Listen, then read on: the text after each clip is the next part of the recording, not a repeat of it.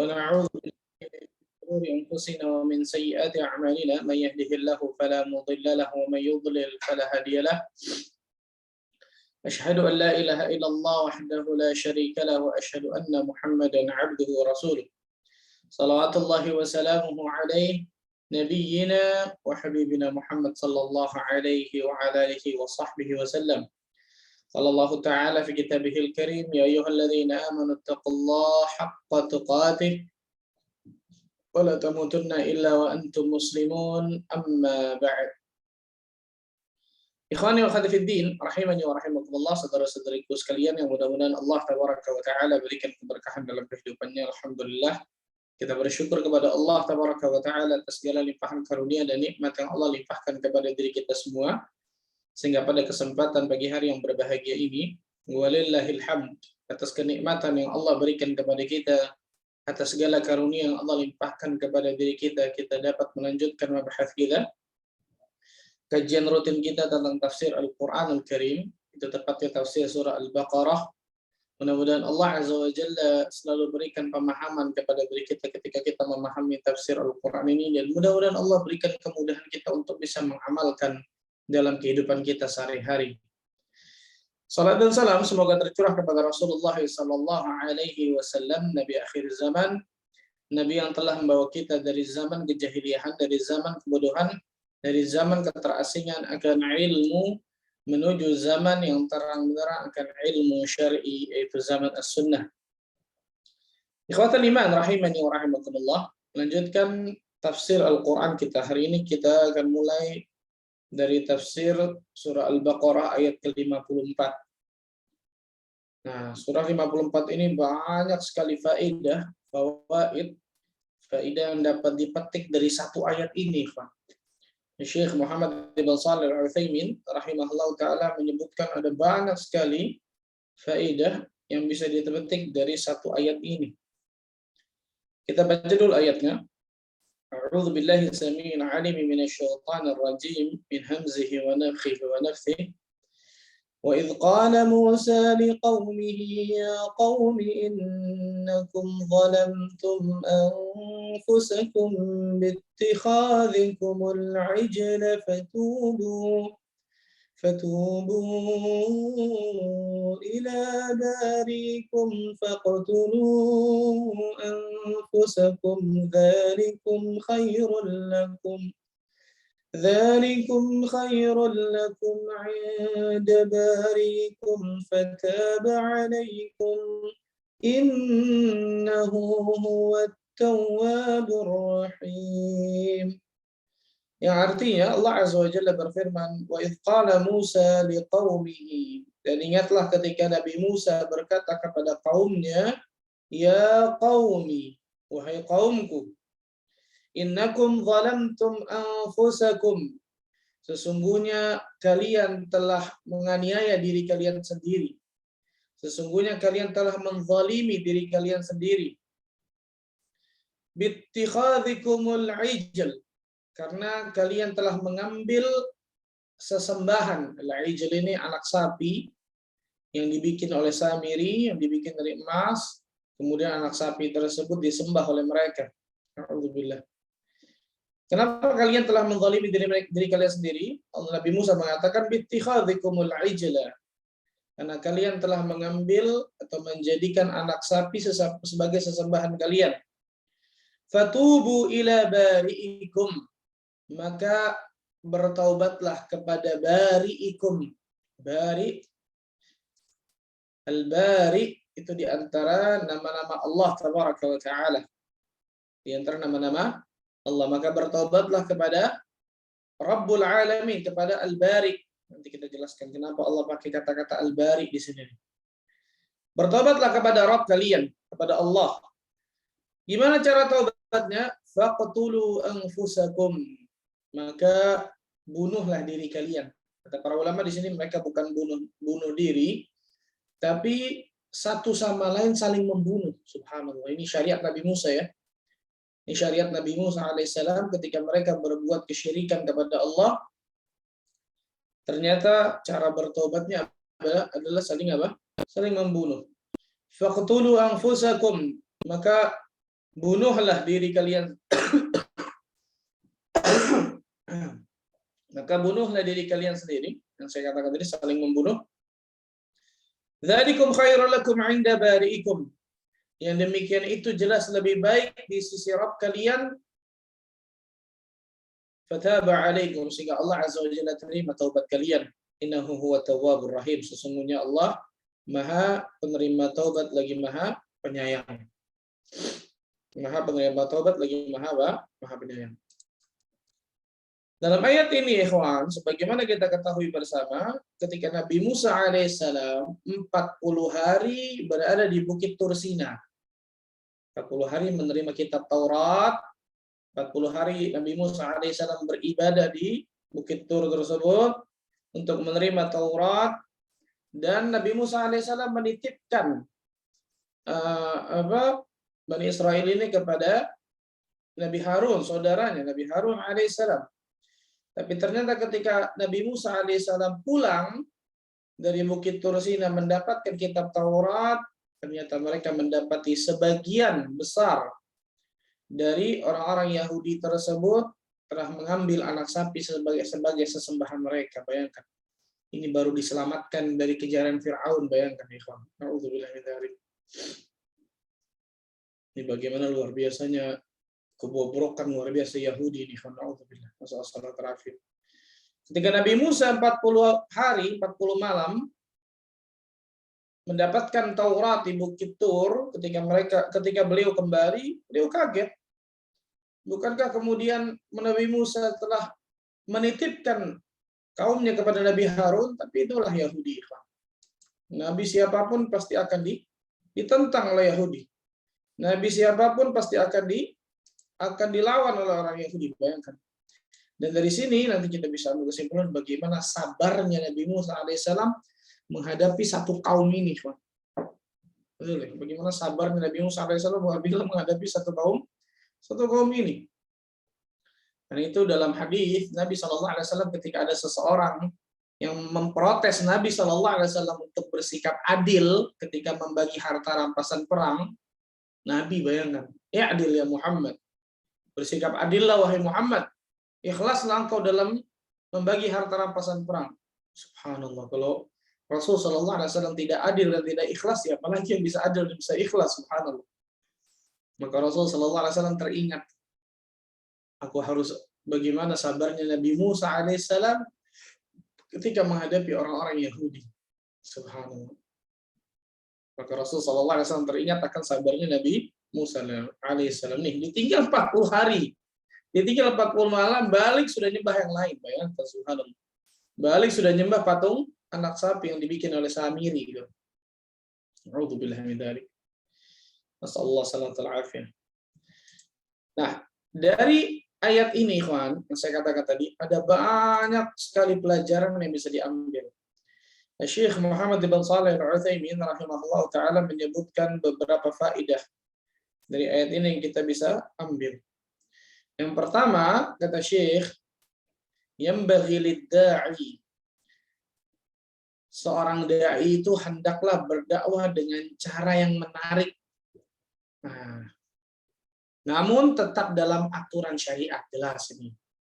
Jadi seorang dai hendaklah berdakwah dengan cara yang bisa menarik kaumnya. Dengan cara yang bisa menarik apa? Menarik kaumnya. Tapi jelas ini, perhatikan nih.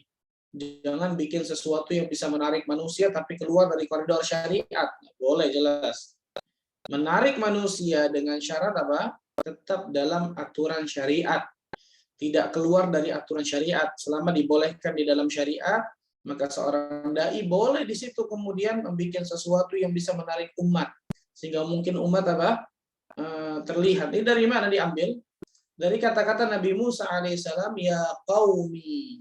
Lihat bagaimana lembutnya Nabi Musa kepada Bani Israel, kepada Yahudi. Ya qaumi, wahai kaumku. Wahai kaumku. Ini uslubul latifah, kata para ulama. Ini gaya bahasa Nabi Musa yang sangat lembut kepada kaumnya. Ketika Nabi Musa alaihissalam melihat mereka tiba-tiba menyembah anak sapi baru ditinggal 40 hari, Nabi Musa masih sabar dengan memanggil ya qaumi. wahai kaumku. Jadi bukan yang keluar kata-kata kotor, bukan kata-kata jorok, betul ya. Coba teman-teman tanya. Kita meninggalkan satu rumah misal. Yang di rumah tersebut ada beberapa orang. Kita titipkan sama satu orang yang kita percayai. Satu orang ini amanah jelas. Tapi ternyata orang yang dalam rumahnya kacau. Ketika balik ke rumah itu, wah rumahnya hancur luar biasa, kacau. Belum tentu kita bisa mengatakan wahai orang-orang yang baik. Betul ya? Belum tentu kita bisa mengatakan itu. Bisa jadi kemudian kata-kata kotor yang keluar. Betul? Tapi Nabi Musa alaihissalam sabar luar biasa menghadapi Yahudi. Ketika Nabi Musa pulang melihat mereka menyembah patung anak sapi, maka Nabi Musa tetap mengatakan, ya qaumi, Allahu Akbar. Wahai kaumku, innakum zalamtum anfusakum. Sesungguhnya kalian telah menzalimi diri kalian sendiri nih. Bittikhadhikumul ijl, ketika kalian mengambil patung anak sapi ini sebagai sesembahan kalian. Nabi Musa alaihissalam masih memanggil mereka dengan panggilan yang luar biasa lembutnya, ya qaumi, subhanallah. Ini yang dikatakan oleh Syekh Muhammad Shalih Utsaimin. Yang pertama, yang bagi lidda'i, kewajiban bagi seorang dai ketika mereka berdakwah itu dengan cara menarik manusia, dengan cara sesuatu yang bisa menarik perhatian manusia. Namun perhatikan ikhwan, tetap dalam koridor syariat. Tetap dalam koridor syariat, bukan kemudian berdakwah menarik manusia tapi ternyata keluar dari koridor syariat. Ini nggak boleh jelas. Selama itu dalam koridor syariat, maka itu dibolehkan, dianjurkan. Nabi SAW berdakwah kepada orang-orang, kepada manusia, bahkan mengirim surat kepada raja-raja dan seterusnya. Nabi SAW memberitahu tentang bagaimana yaumul akhirah dan seterusnya. Cara-cara yang bisa menarik perhatian manusia. Di antara yang paling jelas, Rasulullah SAW membacakan Al-Quran kepada mereka. Sehingga Al-Quran ini menarik perhatian mereka. Karena zaman dulu, sastra Arab benar-benar sangat tinggi, luar biasa, sehingga mereka mengetahui mana sastra yang luar biasa tinggi dalam bahasa Arab dan mana yang tidak tinggi. Nah, ketika Nabi SAW membacakan Al-Quran, berapa banyak dari mereka yang ternyata masuk ke dalam Islam, tertarik dengan bacaan Al-Quran tersebut. Nah, ini faedah yang pertama disebutkan oleh para ulama dari ayat ini. Kemudian yang kedua, ikhwan. Kesyirikan jelas merupakan kezaliman yang besar. Mengambil berhala, mengambil tandingan selain Allah, ini kezaliman yang besar. Inna syirka la zulmun azim. Sesungguhnya kesyirikan itu kezaliman yang besar. Kezaliman yang paling zalim, kedurhakaan yang paling durhaka, keburukan yang paling buruk ketika seorang hamba melakukan kesyirikan kepada Allah. Ketika seorang hamba melakukan kesyirikan kepada Allah, kalau bahasa kita apa? Menyekutukan Allah. Seorang hamba menyekutukan Allah, berbuat kesyirikan kepada Allah, ini zalim yang paling zalim. Ini kedurhakaan yang paling durhaka. Ini keburukan yang paling buruk. Lihat syirik ini. Sampai-sampai ketika orang itu meninggal mati membawa dosa kesyirikan, belum sempat bertobat dari dosa kesyirikan tersebut, Allah Azza wa Jalla tidak akan ampuni orang itu. Bayangkan ya. Sampai seperti itu. Ini parahnya dosa kesyirikan, ikhwan. Bagaimana tidak parah, ikhwan? Seluruh kenikmatan dan karunia itu berasal dari Allah Azza wa Jalla. Wa ma bikum min ni'matin fa min Allah. Dan tidak ada karunia yang kalian dapatkan, kenikmatan yang kalian dapatkan kecuali datangnya dari Allah. Kita dapatkan karunia, nikmat itu semua dari Allah, bayangkan. Ketika kita besar, kemudian kita menyembah kepada selain Allah. Kan itu kurang ajar, luar biasa, betul ya? Kalau ada seorang anak saja yang dibesarkan oleh orang tuanya, yang diberikan kasih sayang, makanan dan seterusnya oleh orang tuanya, ketika besar berbuat sedikit saja kedurhakaan kepada orang tuanya, orang lain akan mengatakan, oh ini anak durhaka nih, betul ya?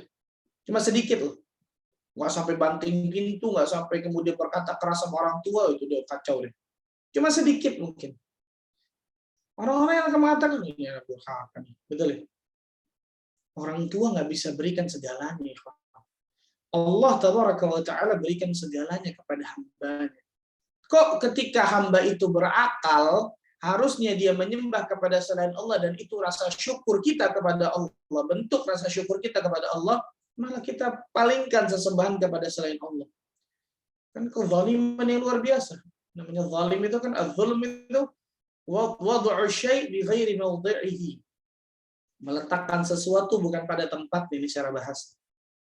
Meletakkan sesuatu bukan pada tempatnya. Nah, tadi itu. Harusnya kita letakkan penyembahan hanya kepada Allah Azza wa Jalla. Ternyata kita letakkan penyembahan kepada selain Allah. Maka jelas ini kezaliman yang paling zalim. Luqman menasihati anaknya, inna syirka la zulmun azim. Wahai anakku ya bunai, wahai anakku, sesungguhnya kesyirikan itu adalah kezaliman yang sangat besar. Seluruh nabi dan rasul, bayangkan, seluruh nabi dan rasul inti dakwahnya ini, ani'budullah wajtanibut taghut. Allah berfirman di dalam surah Al-Anfal ayat 36. Wa laqad ba'atsna fi kulli ummatin rasulan ani'budullah wajtanibut taghut. Dan sungguh kami telah mengutus kepada setiap umat, ada utusannya, ada rasulnya. Enggak, bukan Al-Anfal. An-Nahl surah 16. Surahnya betul ya. An-Nahl surah 16 ayat 36. An-Nahl surah 16 ayat 36. Wa laqad ba'atsna fi kulli ummatin rasulan an i'budullah wajtanibut taghut. Nah, ini dia. Dan sungguh kami telah mengutus kepada setiap umat, ya kata-katanya fi kulli ummatin, pada setiap umat. Para ulama mengatakan, lihat ini sifatnya nakirah. Ummatin itu nakirah. Nakirah bentuknya apa? Maksudnya bentuknya umum. Berarti setiap umat itu ada nabi dan rasul. Baik kita ketahui atau kita tidak ketahui. Paham? Karena jumlah nabi dan rasul banyak, bukan cuma yang kita ketahui. Ada 25 nabi, lebih dari itu. Ratusan ribu nabi. Ada ratusan rasul kan gitu. Apa tugas rasul semua dan nabi semua itu? Ani'budullah wajtanibut taghut. Hendaklah rasul tersebut menyeru kepada umatnya, sembahlah hanya kepada Allah, menyembah kalian kepada Allah, dan jauhi sesembahan selain Allah. Allahu akbar. Jauhi sesembahan selain Allah. Jadi seluruh nabi dan rasul pada hakikatnya agamanya sama, Islam kan gitu. Agamanya sama, tauhid. Misi utamanya sama, tauhid, tapi syariatnya berbeda-beda. Syariat Nabi Musa dengan Nabi Muhammad beda. Contoh ini dalam ayat ini kan, syariat Nabi Musa ketika orang berbuat kesyirikan ternyata harus apa? Saling membunuh. Na'udzubillah min dzalik. Tapi ketika syariat Nabi Muhammad itu dinasakh, dihapus, cukup dia bertaubat kepada Allah Azza wa Jalla. Kalau dia melakukan kekufuran, bersyahadat ulang gitu, dan seterusnya. Tapi inti dakwahnya apa? Sama, tauhid. Tauhidullah. Mentauhidkan Allah Azza wa Jalla. Nah, ini faedah yang kedua, bahwa orang-orang yang mengambil tandingan-tandingan selain Allah, menyembah kepada selain Allah, maka itu jelas merupakan kezaliman yang sangat besar. Makanya ketika orang meninggal mati membawa dosa kesyirikan, akidah Islamiyah mengatakan orang tersebut pasti masuk neraka dan kekal dalam api neraka kalau dia bawa dosa kesyirikan, tidak sempat bertobat dari dosa kesyirikan. Dan ini bukan ekstrim. Ini akidah kita, kan gitu. Ini akidah kaum muslimin. Kalau orang agama lain boleh mengatakan agamanya paling benar, agama yang lain salah, kenapa kaum muslimin nggak boleh mengatakan itu? Kalau agama lain boleh mengatakan kalau agama lain meninggal, maka agama lain itu akan masuk neraka. Cuma agama saya yang benar dan saya akan masuk surga. Agama lain boleh mengatakan itu. Kenapa agama kaum muslimin nggak boleh? Agama Islam nggak boleh mengatakan itu. Banyak orang memberikan tasykik nih keraguan kaum muslimin, jangan merasa paling benar. Na'udzubillah min dzalik. Subhanallah ikhwan. Saya teringat kemarin teman saya cerita di Madura. Dia ngetes 25 orang untuk jadi guru agama di sekolah. Saya lupa sekolahnya SD atau apa. SD kalau nggak salah. Dia ngetes nih 25, perhatikan nih, 25 lulusan S1. Saya nggak usah sebut lah ini. kuliah universitasnya 25 orang, hampir semua meyakini yang penting berbuat baik bisa masuk surga. Ini guru agama loh ya. Ini kita nggak bicara guru umum nih, guru agama. Ketika dites ngobrol bahasa Arab nggak bisa bahasa Arab, belajar bahasa Arab cuma 1 semester katanya. Di universitas ini nih, maaf insyaallah universitas ini. Hampir 25 orang itu, bayangkan nih guru agama nih. Hampir 25 orang itu mengatakan bahwa yang penting orang baik insya Allah bisa masuk surga. Apa maksudnya ini? Wahdatul adyan, semua agama benar berarti. La haula wala quwata illa billah. Hampir 25 yang dia tes meyakini ini, bayangkan. La haula wala quwata illa billah. Ini guru agama yang mau ngajarin agama, coba tuh ya kan. Fa ya subhanallah fa inna lillahi wa inna ilaihi raji'un. Dia sampai share di grup, saking kagetnya luar biasa. Dia lagi mencari guru agama benar untuk apa? Satu sekolah yang dia miliki di daerah Madura. Saking kagetnya dia seperti itu, bayangkan. Naudzubillah min dzalik. Nah, itu diantara tasyik, keraguan yang diberikan oleh kaum muslimin, oleh orang-orang munafik kepada kaum muslimin. Agama sama semuanya, yang penting berbuat baik dan seterusnya, maka seperti ini berbahaya. Kemudian faedah selanjutnya, ikhwan, dari ayat ini, faedah selanjutnya, para ulama mengatakan wajibnya bertaubat, wujub taubah, wajibnya bertaubat. Ketika orang-orang Yahudi berbuat kesyirikan kepada Allah Azza wa Jalla, maka Nabi Musa alaihissalam mengatakan fatubu ila bari'ikum, maka bertaubatlah kepada Al-Bari. Ya, menarik sini adalah Allah menggunakan kata-kata Al-Bari. Nabi Musa alaihissalam menggunakan kata-kata Al-Bari, bertobatlah kepada Bari'ikum. Al-Bari itu nama Allah. Al-Bari itu artinya apa? Yang menciptakan sesuatu yang tidak ada menjadi ada. Itu Al-Bari. Al-Khaliq. Al-Bari, Al-Khaliq. Mirip dah. Allah Azza wa Jalla menggunakan kata-kata ila bari'ikum. Bertobatlah kalian kepada Bari'ikum, kepada Al-Bari. Siapa itu Al-Bari? Yang menciptakan sesuatu yang tidak ada jadi ada. Coba tuh bayangkan bedanya jauh nih kan. Al-Bari itu yang menciptakan sesuatu yang tidak ada jadi ada. Al-Ijl tadi, Al-Ijl, tapi Ijl tadi anak sapi, patung anak sapi. Dibikin oleh manusia, yang bikin kan Samiri. Dari emas patungnya, kemudian habis itu disembah. Betul? Allah tabaraka wa taala mengingatkan kepada Bani Israel, kepada orang-orang Yahudi ini, kepada Bani Israel. Al-Bari itu sesuatu yang menciptakan sesuatu yang tidak ada jadi ada. Berapa banyak orang-orang ketika menyembah sesuatu, dia yang bikin, habis itu dia yang sembah. Betul nggak, ikhwan? Contohnya Al-Ijl nih, anak emas, anak patung anak sapi dari emas. Yang bikin kan Samiri, yang bikin orang, betul? Setelah yang bikin orang, manusia, baru disembah. Kan itu ajaban ujab. Aneh bin ajaib istilahnya. Harusnya kalau dia Tuhan, kalau dia ilah, kalau dia berhak untuk disembah, mau ngapain dibikinin orang? Bisa dipahami, kan? Allah menggunakan kata-kata bari'ikum untuk mereka berpikir. Untuk mereka berpikir. Al-Bari ini menciptakan sesuatu yang tidak ada jadi ada. Itu ilah. Itu Allah, itu Tuhan, kan gitu harusnya. Ini Al-Ijl, patung anak sapi, nggak bisa bikin dirinya sendiri. Dibikinin sama orang lain, yang bikin Samiri, kan gitu ya. Kok kalian sembah? Ini kan yang menakjubkan bagi orang-orang yang menyembah berhala. Contoh, orang-orang Quraisy 360 berhala yang ada sekitar Ka'bah kurang lebih. Mereka yang ciptakan, mereka yang bikin, maksudnya mereka yang pahat patungnya, mereka yang ini, mereka yang taruh, habis itu mereka sembah. Mana akal mereka, kan gitu. Allah mengingatkan kepada kita semua pada hakikatnya.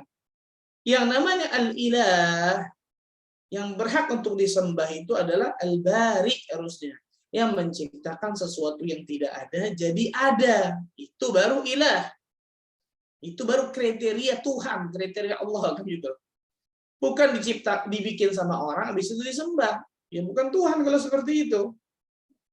Nah, maka kewajiban seseorang untuk bertobat kepada Allah Tabaraka wa Ta'ala al-Bari. Fatubu ila bari'ikum. Bertobatlah kalian kepada bari'ikum, kepada Allah Tabaraka wa Ta'ala, pada Rabb kalian semua. Gimana cara taubatnya? Faqtulu anfusakum. Bunuhlah diri kalian semua. Kata para ulama di sini mereka bukan bunuh diri, ada ulama khilaf. Ulama tafsir sepakat bahwa cara taubat mereka itu membunuh. Ini syariat Nabi Musa nih. Ini syariat Nabi Musa yang sudah dihapus oleh syariat Nabi Muhammad SAW. Nah, tapi para ulama khilaf bagaimana mereka cara membunuhnya.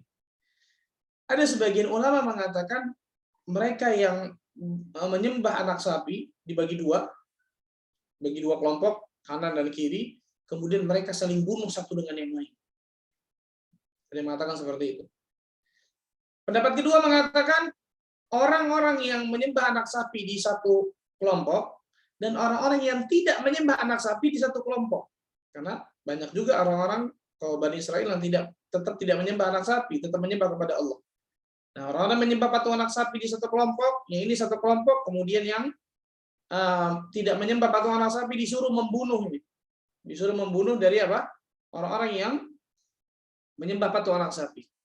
Ini pendapat kedua. Wallah alim bizawaj, Syekh Muhammad bin Shalih Al-Utsaimin lebih merajikan pendapat yang pertama. Walaupun ini nggak ada dalil secara mutlak, secara pasti tentang masalah ini, tapi intinya adalah mereka saling bunuh betul. Tapi bagaimana cara bunuhnya? Wallah alam. Mereka berkhilaf juga. Para ulama tafsir berselisih pendapat pula. Apakah mereka saling bunuhnya? Contoh Syekh Muhammad bin Shalih Al-Utsaimin lebih merajikan yang pertama. Mereka bagi dua, yang menyembah patung anak sapi, kemudian saling bunuh. Kan gitu. Saling bunuh dengan yang lain, yang terbunuh akan masuk ke dalam surga. Yang tidak terbunuh Allah akan terima taubatnya gitu. Karena dalam riwayat disebutkan mereka saling bunuh itu sampai kurang lebih 70 orang. Sampai kurang lebih 70.000 orang dari mereka. Riwayat mengatakan 70.000 orang kurang lebih saling bunuh di antara mereka. Kemudian Allah Azza wa Jalla menghentikan, yang terbunuh Allah masukkan ke surga, yang tidak terbunuh Allah terima taubatnya. Dan sebagian riwayat mengatakan seperti itu.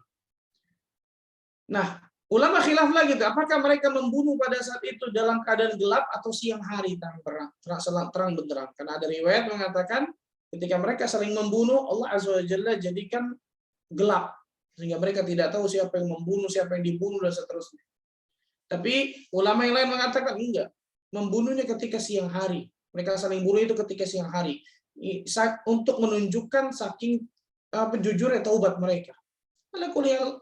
Ini khilaf ulama tentang masalah ini, tidak ada dalil yang sahih dan juga sharih tentang masalah ini. Intinya adalah mereka saling membunuh satu dengan yang lain, yang terbunuh Allah Azza wa Jalla terima taubatnya, yang tidak sampai terbunuh, yang terbunuh Allah masukkan ke dalam surga, yang tidak sampai terbunuh Allah terima taubatnya.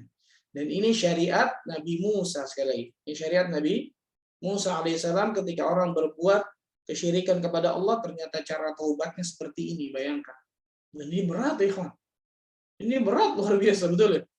Dan ini sudah dimansuh, sudah dinasakh, sudah dihapus oleh syariat Nabi Muhammad SAW.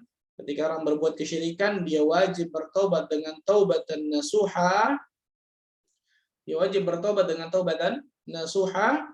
Kalaupun dia mengucapkan atau berbuat kekufuran, maka tinggal kemudian apa? Mengucapkan dua kalimat syahadat lagi untuk bisa memperbaharui taubatnya atau memperbaharui Islam. Syahid dari bahasa kita adalah wajibnya bertaubat bagi seseorang yang berbuat dosa, apalagi dosa kesyirikan. Wajibnya bertaubat bagi orang yang berbuat dosa, apalagi dosa kesyirikan. Nah, ikhwatal iman rahimani wa rahimakumullah. Dosa apapun, ikhwan, perhatikan. Dosa apapun, selama orang tersebut bertaubat dengan taubat dan nasuha, Allah Azza wa Jalla akan ampuni dosa tersebut. Allah Tabaraka wa Ta'ala berfirman di dalam surah ini, arja'u ayat fi kitabillah, ayat yang paling memberikan harapan di dalam kitab Allah. Di dalam surah Az-Zumar, surah 39,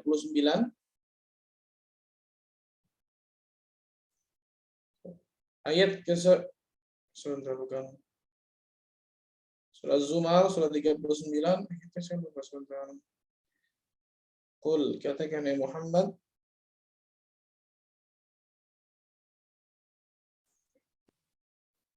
Ayat 53 bukan Ustadz, afwan. 53 betul, Bu. Barakallahu fiki. Jazakillah khair, Bu. Ayat 53 betul.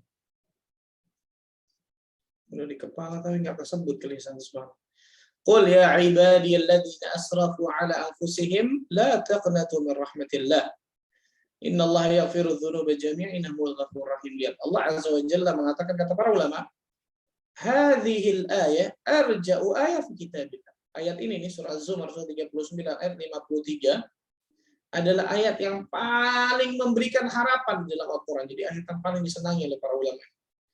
Apa itu? Qul, katakan ya Muhammad, ya ibadi. Allahu Akbar. Allah masih panggil orang-orang yang berbuat dosanya berlebihan dengan kata-kata ibadi, hambaku. Ini menunjukkan bagaimana rahmat dan kasih sayang Allah Azza wa Jalla kepada hamba-hambanya.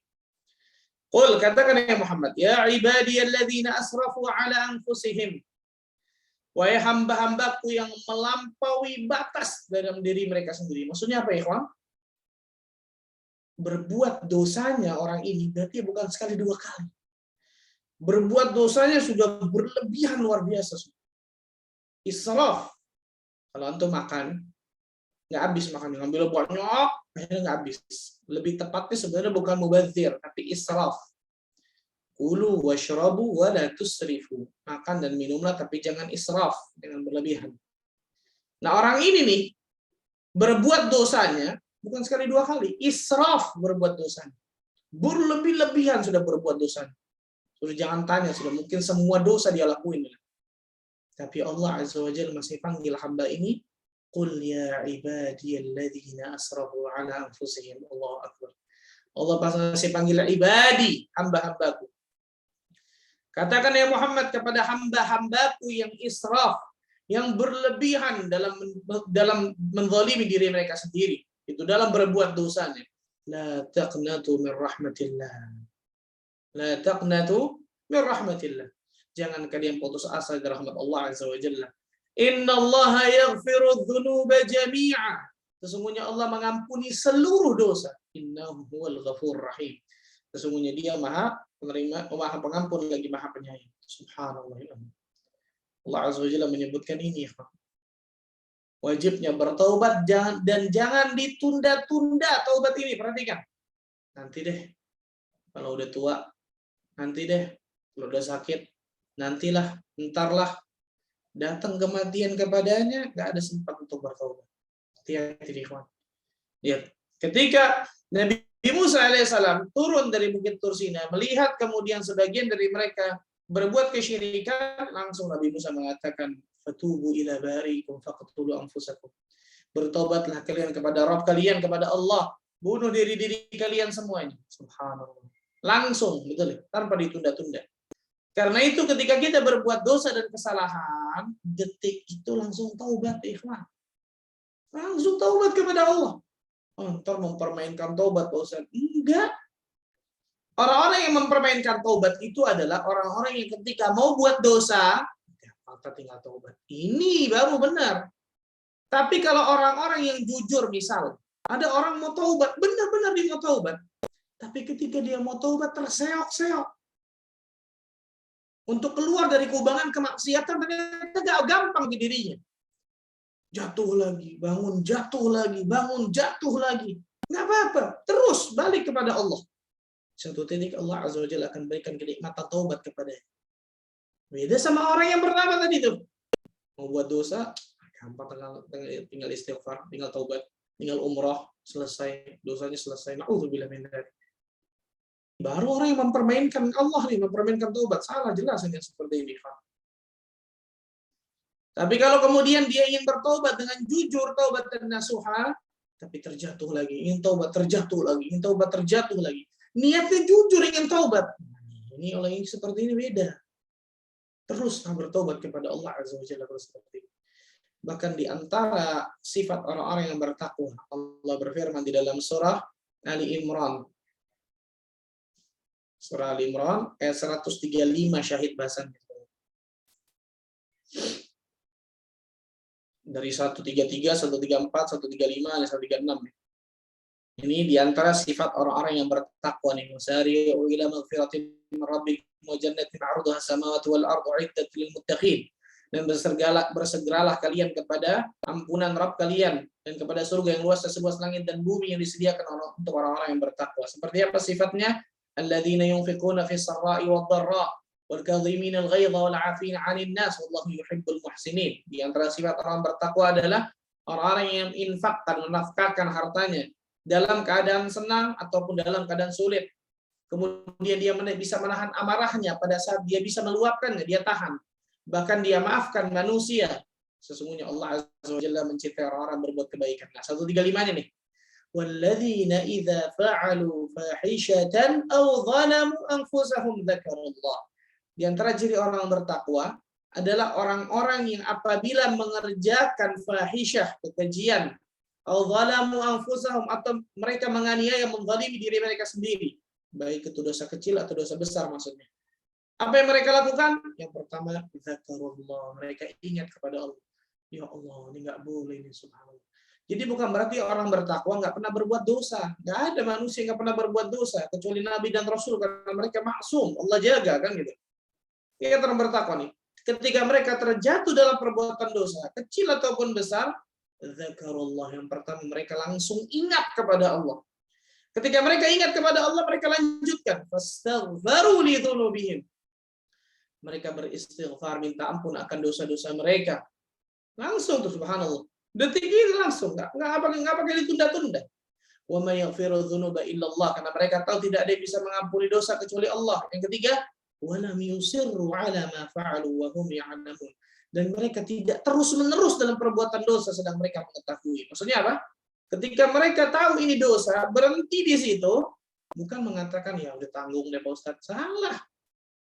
Berapa banyak orang ketika ini nggak boleh tuh dosa nih, ya gimana Pak Ustadz, susah deh, tanggung.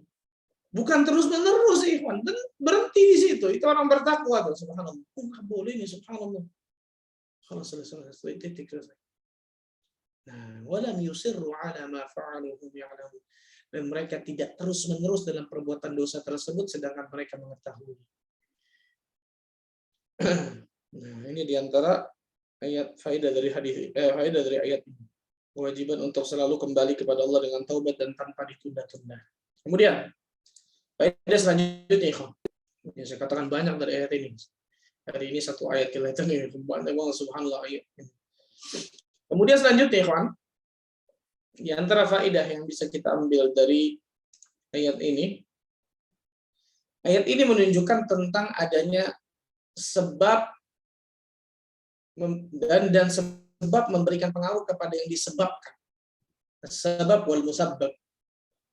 Ayat ini menunjukkan tentang adanya sebab dan sebab memberikan pengaruh kepada yang disebabkan. Nah, ayat ini menunjukkan tentang adanya apa? Sebab akibat, dan sebab itu memberikan pengaruh kepada apa yang disebabkan, kepada al-musabbab. Apa contohnya? Tadi, ketika Bani Israel, orang-orang Yahudi berbuat kesyirikan, dan itu sebab mereka, Allah suruh bertaubat kepada Allah. Dan cara taubatnya adalah tadi, mereka saling membunuh satu dengan yang lain. Na'udzubillah min dzalik. Berarti kan sebab ini menunjukkan adanya sebab. Akibat itu tidak akan muncul kecuali adanya sebab biasanya. Betul. Walaupun bisa saja Allah Azza wa Jalla menimbulkan akibat tanpa sebab, bisa. Tapi itu bukan hukum asal. Hukum asalnya sebab akibat kan gitu. Nah, adanya sebab ini memberikan pengaruh kepada yang disebabkan. Memberikan pengaruh kepada yang disebabkan. Sebab mereka melakukan dosa, akibatnya mereka harus bertobat kepada Allah, dan taubatnya caranya ternyata mereka saling bunuh. Alhamdulillah min dzalik. Ini menunjukkan, kata para ulama, hati-hati. Al-jaza min jinsil amal. Balasan itu sesuai dengan amal perbuatan. Kalau kita ingin dibalas kebaikan, maka berbuatlah kebaikan. Kalau kita tidak ingin dibalas keburukan, jangan berbuat keburukan. Berapa banyak dalam Al-Quranul Karim sebab akibat ini luar biasa. Dan yang menarik adalah sebab ini menjadikan adanya sebab al-musabbab itu. Kalau kita ingin mendapatkan kebaikan, maka berbuatlah kebaikan. Berapa banyak dalam Al-Quran. Fadhkuruni adzkurkum. Ingatlah kepadaku, aku akan ingat kepadamu. La in syakartum la azidannakum. Jika kalian bersyukur kepadaku, aku akan menambah nikmat kepada kalian. Wa aufu bi'ahdi ufi bi'ahdikum. Penuhilah janjimu kepadaku, aku akan penuhi janjiku kepadamu, kata Allah. Dan seterusnya. Adanya sebab akibat, subhanallah. Al-jaza min jinsil amal. Balasan akan sesuai dengan amal perbuatan seorang hamba. Ini penting disebutkan bangsa ini. Selanjutnya, faedah selanjutnya, bodohnya atau jahilnya Bani Israel yang membuat patung sapi sendiri dan disembah sendiri. Ini yang saya katakan tadi, Samiri. Namanya Samiri. Ini dia orang yang menjadikan Bani Israel sebagian dari mereka menyembah patung anak sapi ini Samiri. Yang membuat patung anak sapi dari emas kemudian disembah oleh Bani Israel. Dan dari sini jahilnya Bani Israel yang saya katakan tadi. Allah menggunakan kata-kata bari. Al-bari. Itu yang menciptakan sesuatu yang tidak ada jadi ada. Beda sama patung anak sapi, dibikin sendiri, disembah sendiri. Ini menunjukkan kejahilan orang-orang yang berbuat kesyirikan kepada Allah. Kejahilan, kebodohan orang-orang yang menyembah berhala, menyembah sesuatu yang dia bikin sendiri. Subhanallah. Nah, ini diantara ikhwan.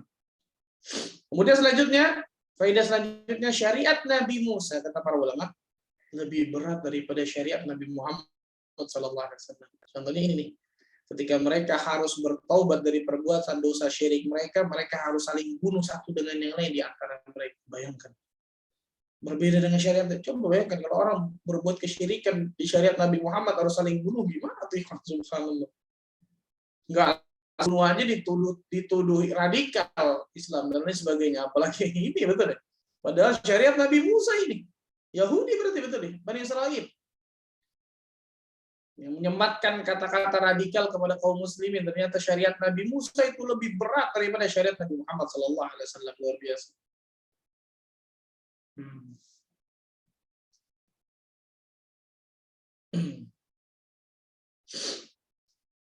Kemudian selanjutnya, ikhwan, faedah selanjutnya yang bisa diambil dari ayat ini, kata para ulama, bahwasannya umat itu laksana satu jiwa. Satu jiwa nih. Allah Azza wa Jalla mengatakan bunuh diri kalian sendiri ketika memerintahkan sebagian membunuh sebagian yang lain. Kan Allah katakan faqtulu anfusakum, betul ya? Bunuhlah diri kalian sendiri. Di sini kata para ulama bukan membunuh diri mereka sendiri, bukan bunuh diri, tidak. Tapi bunuh satu dengan yang lain. Tapi Allah menggunakan kata-kata faqtulu anfusakum. Faqtulu anfusakum, bunuh diri kalian sendiri, menunjukkan bahwa umat itu laksana satu jiwa. Umat itu laksana satu jiwa. Karena Allah mengatakan bunuh diri kalian sendiri ketika memerintahkan sebagian membunuh sebagian yang lain. Karena saya katakan tadi, mereka bagi dua, dan mereka saling bunuh satu dengan yang lain. Tapi Allah menggunakan kata-kata faqtulu anfusakum. Bunuh diri kalian sendiri. Dan ini menunjukkan umat itu satu jiwa, subhanallah. Bahkan Rasulullah Shallallahu Alaihi Wasallam mengatakan tentang umat Nabi Muhammad Shallallahu Alaihi Wasallam ini apa? Seperti kalbunyan yashuddu ba'dhum ba'dha. Seperti satu bangunan yang satu sama lain saling menguatkan. Itu umat Nabi Muhammad. Dalam artian kal jasadil wahid, seperti satu tubuh yang satu. Ketika satu tubuh ini ada yang humma ini apa? Nggak enak badan kalau bahasa kita, maka akan terasa pada seluruh tubuh. Misal kita sakit gigi, mau pergi acara, nggak mungkin giginya kita tinggal dulu, karena ente sakit, kita tinggal dulu ya, kita jalan dulu. Nggak mungkin, nggak bisa, semua tubuhnya nggak bisa jalan. Sakit gigi gitu. Betul ya? Sakit kaki, sakit gigi, sakit kepala, dan seterusnya. Itu satu tubuh, itu umat harus seperti itu. Itu umat harusnya seperti itu, ummat wahidah. Umat yang satu, yang memang satu tubuh, satu jiwa. Ketika satu jiwa ini kemudian ada sesuatu yang sakit, maka pasti akan berdampak kepada satu tubuh yang lain, satu jiwa. Nah, makanya Allah menggunakan kata-kata anfusakum. Faqtulu anfusakum, bunuhlah diri kalian semua, padahal ternyata Allah menyuruh saling membunuh satu dengan yang lain. Tapi Allah menggunakan kata-kata satu jiwa. Kemudian ya ikhwan, dari sini juga Allah Azza wa Jalla menunjukkan tentang Maha penerima taubat, Maha pengampun dan Maha penerima taubat. Dari ayat ini kata para ulama, Allah Azza wa Jalla selalu dan pasti memberikan taubat bagi orang yang bertobat dengan taubatan nasuha, walaupun itu dosa besar. Contohnya ini kesyirikan. Syirik, bayangkan subhanallah. Dosa besar yang paling besar itu luar biasa. Tapi kalau orang itu bertaubat kepada Allah dengan taubatan nasuha, innahu huwal ghafurur rahim. Sesungguhnya dia Maha Pengampun lagi Maha Penyayang. Innallaha yaghfiru dzunuba jami'a. Sesungguhnya Allah Azza wa Jalla mengampuni seluruh dosa. Ya Allah, subhanallah. Dan ini kabar gembira bagi diri kita semua. Tapi kabar gembira ini, ikhwan, jangan kemudian ditasahul. Apa tasahul? Dimudah-mudahkan. Allah kan Ghafur Rahim, Pak Ustaz. Akhirnya menjadikan kita apa? Mudah bermaksiat. Hati-hati nih, ikhwan. Nauzubillah min dzalik. Allah kan Ghafur Rahim, Pak Ustaz. Allah kan menerima taubat, Pak Ustaz, dan seterusnya. Akhirnya dengan mudahnya kemudian kita melakukan kemaksiatan kepada Allah. Ini salah. Seorang manusia, seorang mukmin dan mukminah, ketika dia hidup di atas muka bumi ini harus di antara dua ini, al-khauf war raja, rasa takut dan rasa harap. Rasa takut dan rasa harap. Jadi jangan harapnya doang besar, Allah Ghafur Rahim, tapi takutnya nggak ada. Orang seperti ini akan sangat riskan untuk melakukan kedurhakaan, maksiat, dosa kepada Allah. Atau sebaliknya, khaufnya besar, rojaknya kecil. Orang seperti ini biasanya was-was dalam hidupnya. Allah terima nggak tobat saya? Allah terima nggak amal soleh saya? Allah masukkan saya ke surga? Was-was berlebihan. Maka dua ini harus seimbang. Al-khauf war raja harus seimbang. Seperti dua sayap burung, rasa takut dan rasa harap. Karena dengan rasa takut dan rasa harap ini akan menjadikan seorang hamba bersikap yang benar kepada Allah Azza wa Jalla. Dia tidak meremehkan ketika berbuat kemaksiatan dan dosa kepada Allah, dan juga dia tidak berputus asa, dia tidak was-was dalam kehidupannya. Karena di antara dua sifat ini, itu al-khauf dan raja, rasa takut dan rasa harap.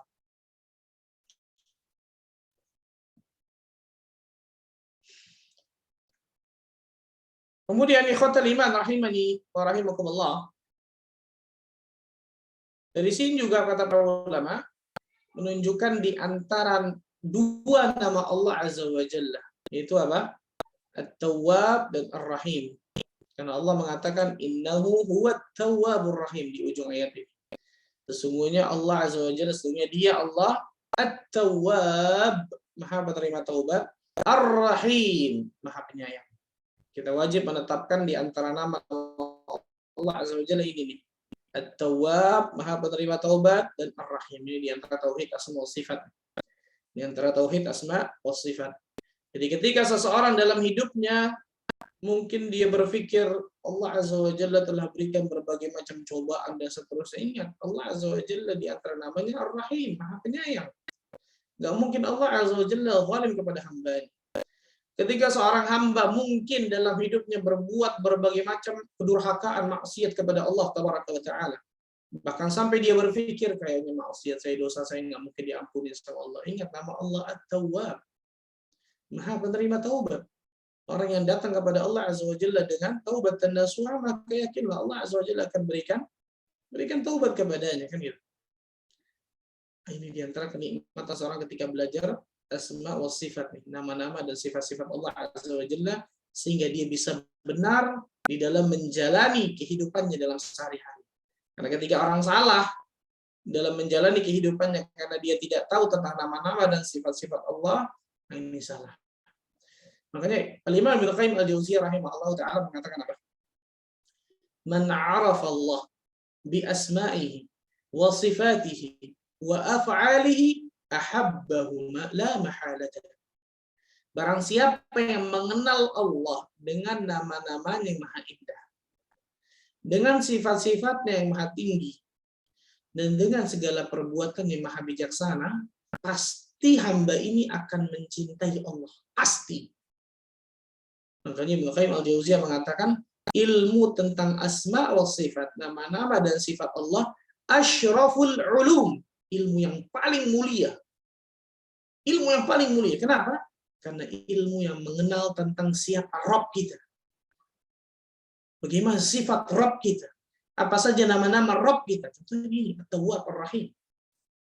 At-Tawwab Ar-Rahim ini diantara nama-nama dan juga sifat Allah. Setiap nama yang indah pasti di dalamnya mengandung sifat, kan gitu. Allah Maha menerima taubat, maka Allah Azza wa Jalla pasti menerima taubat seorang hamba, sifat Allah. Allah Maha Penyayang, maka pasti Allah menyayangi seluruh hambanya tanpa terkecuali, luar biasa, terutama orang-orang mukmin jelas kalau penyayangnya. Maka dari sini kita bisa benar dan dalam bersikap ketika ketika berjalan di atas muka bumi ini, ketika kita mengetahui nama-nama dan sifat Allah yang benar. Nah, ini beberapa pelajaran dari ayat ini, sangat banyak, masih beberapa sebenarnya, tapi insya Allah mudah-mudahan cukup bagi diri kita. Kita belajar satu ayat berarti sedikit hari ini, mudah-mudahan Allah Azza wa Jalla berikan pemahaman dan juga bisa kita amalkan dalam kehidupan kita sehari-hari. Allah alam bisawab. Silakan, mungkin ada yang bertanya. Barakallahu fikum Ustadz, untuk pencerahannya luar biasa. Dari satu ayat ini kita akidahnya dalam banget ya tentang Allah dan keesaan, dan kita bertauhid kepada Allah, Ustadz. Ustadz, sudah ada beberapa pertanyaan, tapi izin saya ingin berdiskusi dan ingin meminta pandangan Ustadz tentang satu hal yang memang terjadi di dekat kehidupan saya. Jadi gini Ustadz, ada seorang Islam yang kita kan tahu bahwa Islam itu udah benar gitu Ustadz. Nah, ini orang mencoba men-challenge diri dia gitu Ustadz ya. Menantang diri dia sendiri. Dia coba gitu Ustadz ya. Mungkin karena ketidaktahuan gitu Ustadz ya. Dia mencoba diri dia untuk coba mengenal agama lain. Artinya gini, dia benar Ustadz, jadi dia pernah masuk ke Buddha, bahkan dia menjadi member salah satu di sanalah, saya nggak tahu itu Ustadz. Kemudian dia juga masuk kelenteng, dia juga belajar Injil ya Ustadz ya, dia juga belajar pokoknya agama selain Islam. Dan menurut dia tadi itu seperti Ustadz bilang, dia akhirnya tuh menganggap semua agama itu baik, karena menurut akal dia, masa iya Allah menciptakan 6.000 miliar manusia di dunia ini, terus yang paling firqahnya, paling selamat itu hanya Islam. Itu menurut dia gitu Ustadz ya. Dan akhirnya Ustadz, kalau dalam perjalanan saya ini masih melihat dia belum melepas baju Islamnya gitu Ustadz ya. Tapi ini apa nih Ustadz? Banyak bahasa-bahasa dia yang saya lihat itu sudah jauh dari kalimat-kalimat thayyib, kalimat-kalimat thayyib Ustadz. Contoh waktu itu dia pernah mungkin nggak tahu kelepasan atau apa, mau memuji, mengucapkan kalau kita Islam alhamdulillah, tapi yang keluar dari lisan dia itu puji Tuhan gitu Ustadz. Saya kaget gitu Ustadz. Nah jadi kita melihat orang ini gimana ya Ustadz? Kita juga kan nggak berani menjudge ya, karena baju Islam itu masih dipakai gitu. Karena kalau ditanya orang, dia bilang dia masih Islam. Gimana Ustadz ini terhadap orang yang seperti ini? Apakah seperti Ustadz tadi bilang bahwa dia menganggap widatun adian ya tadi? Gimana Ustadz istilahnya yang semua agama itu baik gitu Ustadz? Mohon pencerahan Ustadz. Yang pertama jelas, ada beberapa pelajaran. Pertama, al-Islam yahkum ala zahir. Islam menghukumi seseorang secara zahir. Ketika orang ini masih mengaku dirinya seorang muslim dan seterusnya, maka kita hukumi dia seorang muslim dengan berbagai macam syubhat yang ada di kepala, gitu. Dengan berbagai macam pemahaman yang ada di dalam dirinya tersebut. Ini yang pertama.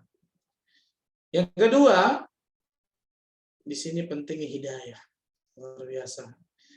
Syekh bin Baz rahimahullah ta'ala mengatakan apa? Orang yang paling bertakwa sekalipun tetap butuh hidayah Allah. Bayangkan, orang yang paling bertakwa, bukan orang yang paling pintar loh. Orang yang paling bertakwa sekalipun tetap dia membutuhkan hidayah Allah setiap saat dalam hidupnya. Bagaimana dengan orang yang jauh dari kata-kata takwa? Hidayah Allah Azza wa Jalla telah Allah berikan kepada kita Islam. Seharusnya kita mensyukuri hidayah Allah Azza wa Jalla tersebut dengan apa? belajar Islam dengan benar, kan gitu. Mengamalkan Islam dengan benar. Berapa banyak ilmu dalam Islam ini yang kita belum ketahui dan belum kita amalkan. Harusnya itu yang dia pikirkan gitu kan gitu. Tapi syaitan berhasil mungkin masuk ke kepalanya, memberikan syubhat. Akhirnya dengan itu saya coba challenge tadi itu, belajar agama lain dan seterusnya. Wallah alam, niatnya kita nggak tahu. Bisa jadi mungkin niatnya pertama, niatnya mungkin baik untuk mengetahui Islam ternyata yang paling benar dan seterusnya. Tapi ternyata kena syubhat, kacau kan gitu. Akhirnya meyakini wahdatul adyan tadi, seluruh agama sama dan benar dan seterusnya. Kalau seluruh agama sama benar, mau apa kemudian Allah turunkan seluruh nabi dan rasul? Mau apa kemudian Allah Azza wa Jalla turunkan berbagai macam kitab-kitabnya kepada kita semua? Kan itu untuk menjelaskan bahwa kebenaran itu mutlak sifatnya, bukan relatif. Kan banyak orang nggak itu kan relatif, Ustaz. Nggak bisa. Allah dan Rasulnya itu mutlak. Kebenaran sifatnya mutlak, bukan relatif. Kalau manusia menganggapnya ini baik, kalau baik, betul relatif. Menurut manusia ya, betul ya. Menurut manusia. Tapi kalau baik menurut Allah, ini nggak mungkin relatif, pasti benar di situ, pasti mutlak sifatnya. Ini pentingnya hidayah, subhanallah. Bagaimana syaitan berhasil kemudian, naudzubillah min dzalik, subhanallah. Syaitan berhasil kemudian memasukkan syubhat ke dalam pikiran dan hati orang tersebut, hari kemudian men-challenge dirinya untuk belajar agama dan seterusnya. Ujung-ujungnya kayak begini. Ujung-ujungnya seperti ini, baik. Dan ini menunjukkan hidayah itu berat. Hidayah itu bukan cuma mahal. Saya biasanya bahasakan, kan orang biasa bilang hidayah mahal, Ustaz. Kalau mahal masih ada yang bisa beli.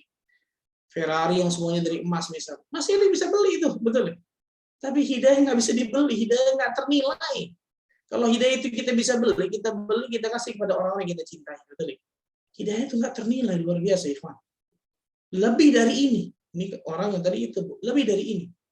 Ada seorang mantan ulama, saya ngomong mantan ulama, dulunya ulama, namanya Abdullah Al-Qasimi. Abdullah Al-Qasimi hidup di zaman Syekh Abdurrahman bin Nasir As-Sa'di. Abdullah Al-Qasimi punya kitab, sampai detik ini kitabnya dipakai oleh ulama, 2 jilid. Saya lupa judul kitabnya, intinya ada Al-Wathaniyun. Intinya kitab tersebut 2 jilid itu bantahan kepada orang-orang ateis. Kitab yang luar biasa, manfaatnya besar bagi kaum muslim. Karena pintarnya luar biasa Abdullah Al-Qasimi. Sampai detik ini dipakai kitabnya oleh para ulama, 2 jilid. Pintar luar biasa, Masya Allah. Bahkan kitab-kitab yang lain luar biasa. Bahkan para ulama sampai mengatakan dari kitab ini nih, ini Abdullah Al-Qasimi bisa menjadi mahar surga bagi diri. Bayangkan, saking manfaatnya kitab ini. Tapi apa yang terjadi? Abdullah Al-Qasimi mati dalam keadaan ateis. Ini benar kan? Ini real luar biasa. Abdullah Al-Qasimi, itu bisa buka di ini. Abdullah Al-Qasimi, orang Mesir, pintar luar biasa dan seterusnya, mati dalam keadaan ateis. Padahal bukunya 2 jilid bantah ateis. Yang sampai detik ini dipakai oleh ulama. Bayangkan. Hidayah. Hidayah yang Allah berikan, Allahu Akbar, bukan mahal, nggak ternilai. Maka jangan kemudian sok-sok men-challenge diri atau kemudian, karena ilmu agama yang kita ketahui dalam agama Islam ini aja masih seujung kuku, luar biasa. Bagaimana kemudian kita mau men-challenge dengan agama lain dan seterusnya? Untuk apa? Untuk apa? Kewajiban kita berilmu, beriman, beramal saleh, dengan itu kita akan dapatkan kebahagiaan hakiki. Selesai. Manusia nih ketika memakai logikanya, ini pelajaran selanjutnya, ketika memakai logikanya saja, akalnya semata, tanpa dibarengi dengan dalil Al-Quran dan As-Sunnah, sesat pasti orang itu. Nih, Abdullah Al-Qasimi contohnya. Abdullah Al-Qasimi luar biasa. Pintarnya luar biasa, dan itu diakui oleh ulama pada zamannya. Diakui oleh ulama. Tapi dia lebih apa? Mentakdisul aql. Lebih mengagungkan kepintarannya dan seterusnya. Terkadang ada rasa ujubnya, kata para ulama, menjadikan dia mati dalam keadaan ateis. Bayangkan, untuk bilang tadi pintar, bukan nggak pintar lagi, pintar luar biasa ini. Tapi hidayah yang Allah berikan bukan karena kepintaran orang, tidak. Hidayah yang Allah berikan itu karena kebeningan hati. Nah, di sini pelajaran besar kata para ulama. Zaki itu kepintaran, kecerdasan, harus dibarengi dengan zaki. Satu pakai zai, satu pakai za. Zaki, kepintaran, kecerdasan harus dibarengi dengan zaki. Zaki itu apa? Kebeningan hati, kebersihan hati. Baru dia akan dapatkan ilmu yang bermanfaat. Kalau cuma kecerdasan doang, tapi hatinya nggak bening, nggak bersih, jangan harapkan dia akan dapatkan kebeningan hati. Orang yang tadi soal kemudian men-challenge dan lain sebagainya. Hati-hati, subhanallah, seperti ini. Syubhat itu ketika masuk ke kepala seseorang, sulit untuk keluar. Ini repotnya seperti ini. Makanya ada sebagian ulama ketika lewat salah satu majelis Mu'tazilah, mereka menutup telinga mereka. Kenapa? Syubhat itu khattafah. Syubhat itu menyambar-nyambar, wal qulubu dha'ifah, dan hati manusia itu lemah. Ini ulama, ulama menutup kupingnya sambil mengatakan, Imam Az-Zahabi di antara mengatakan itu. Syubhat khattafah wal qulubu dha'ifah. Syubhat itu menyambar-nyambar luar biasa, sedangkan hati-hati manusia itu apa? Lemah. Jangan kemudian hati yang lemah ini sengaja kemudian sok-sokan di-challenge, menjadikan kemudian syubhat masuk sehingga sulit untuk kemudian keluar syubhat tersebut. Alhamdulillah. Doakan mudah Allah berikan hidayah kepadanya. Coba ajak ke kajian ilmu, mudah-mudahan Allah berikan hidayah lagi kepada orang tersebut. Allah alam bisawab. Ya, Ustaz. Sedikit lagi satu, Ustaz.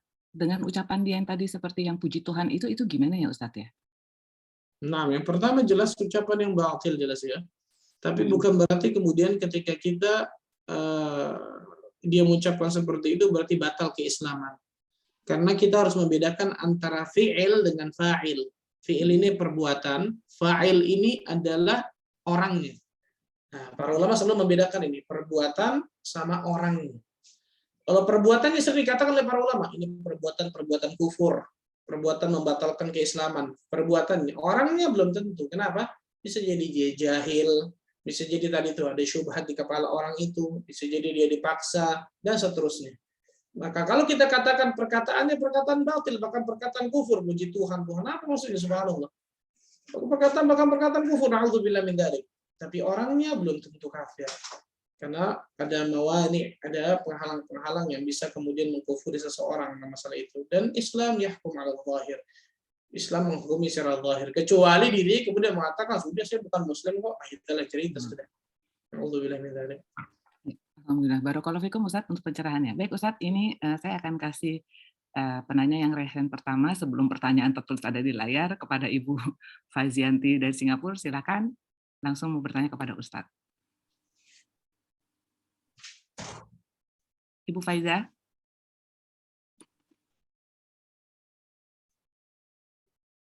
Ibu Faiza, mic-nya tinggal di on kan? Kayaknya kepencet tadi, Bu. Kepencet ya kayaknya ya. Assalamualaikum Ustaz. Iya. Silakan. Ustaz, saya izin bertanya Ustaz. Saya pernah terbaca hadis Nabawi Ustaz. Hadisnya tuh dibilang amalan yang dicintai Allah. 3 amalan yang dicintai Allah. Pertama, solat on time, salat tepat waktu. Kedua, berbakti kepada ibu bapak. Ketiga, berjuang di jalan Allah. Jadi saya ingin bertanya Ustaz, maksud berjuang di jalan Allah itu macam mana kalau zaman now, zaman sekarang? Contohnya boleh Ustaz explain tak? Jihad ya Ustaz, itu berjuang di jalan Allah ya? Ya maksudnya macam mana Ustaz berjuang di jalan Allah itu? Untuk teman-teman sekalian. Terima kasih Ustaz. Assalamualaikum. Waalaikumsalam warahmatullahi wabarakatuh. Itu dari hadis Nabi SAW, dari sahabat Abdullah bin Mas'ud bertanya kepada Nabi SAW, ayyul amali afdal, fi riwayah, ayyul amali ahabbu ilallah. Amal apa yang paling afdal, wahai Nabi SAW? Abdullah bin Mas'ud bertanya kepada Nabi SAW. Riwayat lain mengatakan, amal apa yang paling dicintai Allah? Maka yang pertama Rasul mengatakan, as-salatu ala waqtiha, salat tepat pada waktunya. Hak Allah dulu nih yang pertama. Salat tepat pada waktunya. Yang kedua, kemudian Abdullah bin Mas'ud bertanya lagi, "Tsumma ayyu?" Kemudian apa lagi wahai Rasulullah? Yang kedua, birrul walidain, berbakti kepada kedua orang tua. Kemudian Abdullah bin Mas'ud bertanya kembali, "Tsumma ayyu?" Kemudian setelah itu apa lagi wahai Nabi sallallahu alaihi wasallam? Yang ketiga adalah al-jihadu fi sabilillah. Itu jihad di jalan Allah tabaraka wa taala. Jihad di jalan Allah di sini kata para ulama, yang pertama diartikan secara letterlock, maksudnya jihad di jalan Allah, maksudnya jihad fi sabilillah. Perang di jalan Allah tabaraka wa taala. Ini yang pertama. Yang kedua, jihad juga bisa diartikan kata para ulama bukan hanya jihadus silah, bukan hanya jihad dengan pedang, tapi bisa dengan jihadul ilmi. Nah, jihad dengan ilmu. Contohnya apa jihad dengan ilmu? Menuntut ilmu syar'i dan mengamalkannya. Contohnya apa lagi jihad dengan ilmu? Berdakwah kepada ke jalan Allah Azza wa Jalla, kan gitu. Membantah orang-orang yang menyebarkan syubhat, itu jihad dengan ilmu diantaranya. Nah, jadi para ulama menyebutkan memang jihad ini sifatnya luas. Ibnu Qayyim al-Jauziyah rahimahullah ta'ala bahkan menyebutkan ada 13 tingkatan jihad tentang masalah ini. Salah satunya adalah jihad melawan orang-orang kafir, kan gitu. Jihad melawan orang-orang kafir. Salah satunya itu, tapi ada 13 tingkatan jihad. Di antaranya jihad melawan hawa nafsu, jihad menuntut ilmu syar'i, jihad mengamalkannya, jihad mendakwahkannya, jihad sabar di dalam menjalankan itu semua, jihad melawan orang-orang munafik yang memberikan syubhat kepada kaum muslimin, dan seterusnya. Nah, pengertian jihad sangat luas tentang masalah ini. Wallahu a'lam bishawab. Barakallahu fiik. Ya, baik Ustaz. Barakallahu fikum Ustaz. Untuk pertanyaan selanjutnya nanti Uti Lucy atau Uti Farah nanti akan mengajukan pertanyaannya Ustaz. Silakan Uti.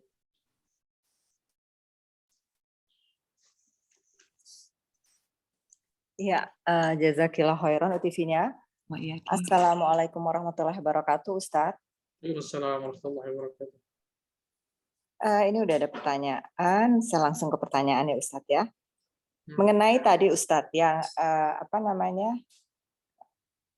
ayat 54 Ustadz, itu ada kata-kata membunuh Ustadz di situ. Nah ini yang ditanyakan adalah, apakah maksud membunuhnya dengan membunuh sifat kesirikannya atau bagaimana Ustadz pada saat itu? Tidak, membunuh, yang saya katakan tadi, membunuh adalah cara yang ditetapkan pada syariat Nabi Musa ketika orang bertobat dari dosa kesyirikan, maka mereka, saya katakan tadi, saling membunuh satu dengan yang lain. Dan ini membunuh secara apa? Secara zat, secara membunuh, secara memang membunuh, subhanallah. Maka saya katakan tadi, dibagi dua orang-orang yang berbuat kesyirikan tersebut, kemudian Allah Azza wa Jalla gelapkan pada saat itu, Allah seperti seakan-akan Allah gelapkan cahayanya, mataharinya, kemudian mereka saling bunuh dengan yang satu dengan yang lain. Dan ini bukan membunuh kesyirikan, tapi membunuh satu dengan lain. Kalau kita buka tafsir, ini sepakat ulama tentang mengatakan ini. Sepakat ulama maksudnya adalah mereka saling bunuh satu dengan yang lain. Dan ini di antara cara taubat di zaman Nabi Musa, syariat Nabi Musa ketika orang berbuat kesyirikan, yang ini sudah dihapus di syariat Nabi Muhammad SAW. Yang saya katakan tadi, yang terbunuh Allah Azza wa Jalla masukkan ke dalam surga, yang tidak terbunuh Allah terima taubatnya. Ini bukan membunuh di kesyirikannya, tapi membunuh memang jiwanya satu dengan yang lain. Tapi ini sudah dihapus di syariat Nabi Muhammad SAW. Ini yang saya katakan tadi, syariat Nabi Musa itu lebih berat daripada syariat Nabi Muhammad SAW. Allah a'lam bishawab. Silakan yang lain. Ya, baik Ustadz. Jadi alhamdulillah di masa sekarang kita dengan syariatnya Nabi Muhammad, seperti misalnya yang tadinya non-muslim, yang tadinya kafir, menyembah selain Allah, dengan hanya bertobat pun insya Allah itu sudah Allah ampunkan, begitu ya Ustadz ya? Nah, insya Allah dengan taubatan nasuh. Ya, baik Ustadz. Pertanyaan berikutnya Ustadz, ini bertanya, bagaimana kalau seorang yang dizolimi itu memang apakah doanya tuh langsung kepada Allah? Itu maksudnya apa benar Ustadz? Nah. Yang dizolimi sampai bagaimana gitu, sampai bahwa itu menembus sampai apa? Nah, Rasulullah SAW pernah berwasiat kepada Mu'adz bin Jabal radhiyallahu anhu ketika beliau diutus ke Yaman. Ya Mu'adz, innaka sata'ti qauman min ahlil kitab. Wahai Mu'adz, engkau akan mendatangi sebuah kaum ahlul kitab.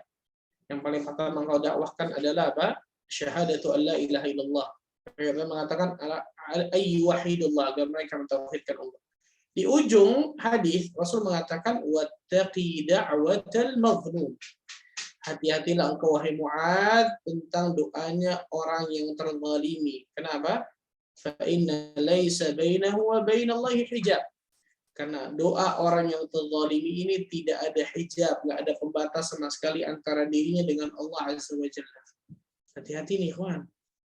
Jangan pernah kita menzalimi orang.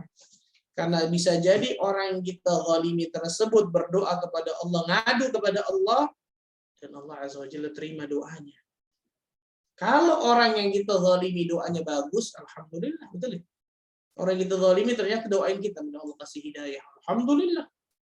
Tapi kalau orang yang kita zalimi tersebut doanya keburukan, ya Allah hancurkan dia. Gimana tuh?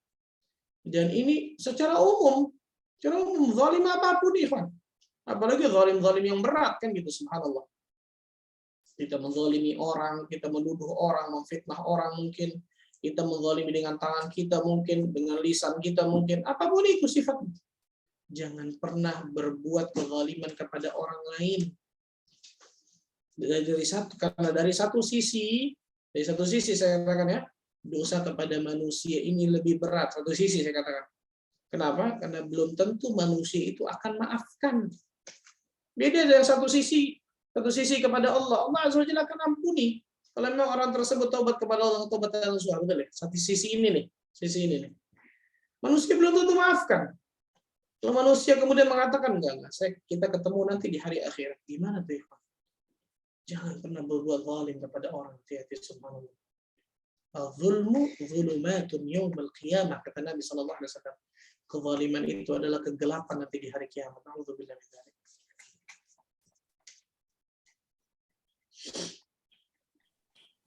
Ya, jazakallah khairan Ustadz. Masya Allah. Pertanyaan sudah habis Ustadz. Nah, ini Ustadz, kita boleh diskusi sedikit Ustadz. Mengenai tadi Ustadz, itu bagus sekali ya, mengenai taubat gitu. Jadi bagaimana Allah memberikan saat ini kemudahan untuk kita bertobat. Nah, misalnya Ustadz, kita sholat 5 waktu itu adalah, sholat itu kan adalah salah satu amalan yang paling utama ya Ustadz. Karena kita berkomunikasi langsung dengan Allah, kita berinteraksi dengan Allah gitu. Tapi di situ pun ada anjuran setelah sholat, maksudnya setelah kita melakukan amalan yang alangkah baiknya sholat gitu, maksudnya amalan yang baik, ternyata kita dianjurkan untuk istighfar setelah sholat, Ustadz gitu. Jadi itu diharuskan menjadi kebiasaan kita juga gitu ya Ustadz ya. Jadi betapa pentingnya sampai kalau apakah ini udah menjadi suatu kewajiban gitu, jadi apapun yang kita lakuin, mau itu perbuatan amalan, mau amalan bagus atau ini buruk atau segala macam, itu supaya pelajaran buat kita untuk membiasakan istighfar. Nah, itu bagaimana Ustaz? Nah, betul. Para ulama menyebutkan memang tentang masalah, terutama khusus masalah sholat dulu nih. Kok setelah sholat kita berbuat amal kebaikan, setelahnya yang paling pertama istighfar, astagfirullah, astagfirullah, astagfirullah. Anda baru berbuat baik nih, bukan berbuat dosa kan gitu ya. Nah, para ulama menyebutkan khusus masalah sholat ini, istighfar yang kita lakukan setelah sholat itu untuk menutupi kekurangan dalam sholat kita. Karena bisa jadi sholat kita kemudian jauh dari kata-kata khusyuk, betul ya, khusyuknya hilang ketika sholat, atau ternyata hak-hak sholatnya tidak kita tunaikan semua, atau ilmu tentang sholatnya ternyata kita belum berilmu tentang sholatnya, atau kita tidak mengerjakan seluruh dalam inti sholat tersebut. Intinya adalah ketika ada kekurangan dalam sholat tersebut, maka istighfar ini yang akan menyempurnakannya. Istighfar ini yang akan menambal dari kekurangan dalam sholat kita. Ini yang pertama. Yang kedua, perhatikan di dalam surah An-Nasr. Dalam surah An-Nasr, Allah Azza wa Jalla berfirman, "Idza jaa nasrullahi wal fath." Apabila telah datang pertolongan Allah Azza wa Jalla dan pembukaan di sini maksudnya adalah pembukaan kota Mekkah. Pembukaan kota Mekkah. Allah Azza wa Jalla menyuruh untuk apa? Perhatikan. Wa ra'aitan nasa yadkhuluna fi dinillahi afwaja, dan engkau akan melihat manusia berbondong-bondong masuk dalam agama. Ketika Fatu Makkah itu ribuan orang masuk dalam Islam, betul ya? Setelah itu Allah menyuruh apa? Fasabbih bihamdi rabbika wastaghfirhu innahu kana tawwaba. Maka bertasbihlah dengan memuji Rabbmu dan memohonkanlah ampunan kepadanya, sungguh dia Maha penerima taubat. Lihat, Allah menyuruh ketika sudah menang kaum muslimin, pertolongan Allah sudah datang, ya, di antara ketika Fathu Makkah nih turunnya, subhanallah. Maka Allah menyuruh untuk apa? Bertasbihlah kepada Allah dan istighfarlah. Subhanallah. Menang nih, Ikhwan, betul ya? Istighfarlah di situ. Kata para ulama apa? Sesuatu yang baik harus ditutup pula dengan sesuatu yang baik. Sesuatu yang dimulai dengan suatu kebaikan, Fatu Makkah dan seterusnya kan gitu ya, dakwah tauhid, maka harus ditutup pula dengan sesuatu yang kebaikan pula. Apa contohnya? Tasbih, istighfar. Nah, dan ini kata para ulama membiasakan diri kita dalam segala hal sebenarnya. Subhanallah. Bukan hanya ketika kita berbuat dosa dan kesalahan, itu jelas istighfar dan taubat wajib pada saat itu kan gitu. Tapi ketika kita mendapatkan kenikmatan, ketika kita mungkin Allah berikan waktu luang dan seterusnya, rutinkan, biasakan istighfar ini, subhanallah. Biasakan istighfar, biasakan memuji Allah, tasbih, tahmid dan seterusnya. Karena perintah Allah Azza wa Jalla, ketika kita tutup dengan sesuatu yang baik, maka itu akan menjadi sesuatu yang sempurna pula. Nah, ini menunjukkan kata para ulama, istighfar ini memang, istighfar dan taubat ini wazifatul umur, kewajiban atau pekerjaan seumur hidup kita itu. Wallahu a'lam bishawab. Ya, jazakallah khairan Ustaz, Masya Allah Ustaz. Jadi istighfar dalam sholat itu memang menambal kekurangan sholat kita ya Ustaz ya. Gitu.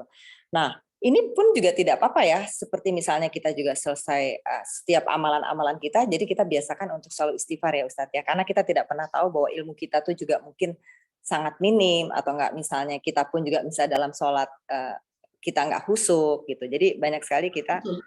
Rasul Shallallahu Alaihi Wasallam dihitung oleh sahabat ketika beliau bermajlis mengucapkan Rabbighfirli wa tub alayya innaka antat tawwabur rahim. Dihitung oleh sahabat 100 kali nih beliau mengucapkan nih ketika majelis nih, ketika majelis tiba-tiba Rasulullah Rabbighfirli wa tub alayya innaka antat tawwabur rahim.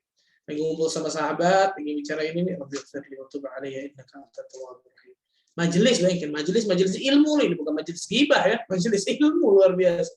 Tapi kemudian Rasulullah SAW masih melazimkan untuk istighfar dan taubat kepada Allah, dan itu luar biasa. Makanya istighfar dan taubat ini wajib, benar Ibn Rajab mengatakan wazifatul umur, kewajiban pekerjaan seumur hidup kita. Selama nyawa masih di kandung badan ini, maka kewajiban kita untuk selalu istighfar dan taubat kepada Allah. Kenapa? Kullu bani Adam khata'. Setiap anak Adam itu khata'. Apa itu khata'un? Sighah mubalaghah, sesuatu yang senantiasa atau selalu melakukan dosa dan kesalahan. Karena dia tahu dan dia sadar dia selalu melakukan dosa dan kesalahan, maka dia istighfar dan taubatnya pun selalu. Wallahu a'lam. Masya Allah, Masya Allah.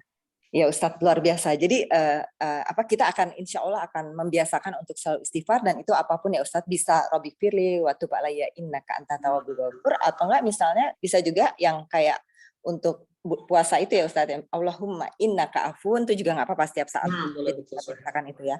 Jadi astagfirullah wa atubu ilaihi juga bisa gitu. Pokoknya apapun doa-doa untuk istighfar ya, untuk pengampunan dosa gitu ya Ustadz ya. Baik, ya Ustadz, satu lagi Ustadznya kita masih punya waktu ya Ustadz ya. Afwan, Ustadz ada yang resen tadi belum dikasih kesempatan. Afwan. Oke, silakan.